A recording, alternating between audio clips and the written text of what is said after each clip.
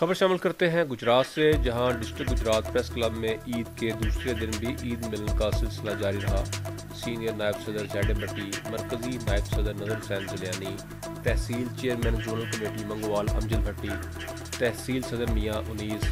Member कमर Abbas global news, तहसील सदर देवना मंडी जलियानी रहमान अली, ज़िलई नायब सदर मुश्ताक अहमद के साथ साथ ईद मिलन पार्टी में ज़िला भर से सहाफ़ी हज़रात ने शिरकत की और नेक ख्वाहिशात का इजहार किया।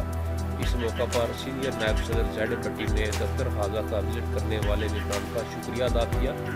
और नेक ख्वाहिशात का इजहार किया और इस मौका पर मज़ीद कहा कि डिस्ट्रिक्ट गुजरात प्रेस क्लब के दरवाजे ज़िला भर के वर्किंग जर्नलिस्ट के लिए खुले हुए हैं और डिस्ट्रिक्ट गुजरात प्रेस क्लब मुस्बत शहादत करने वाले सहाफ़ियों की कदर करता है।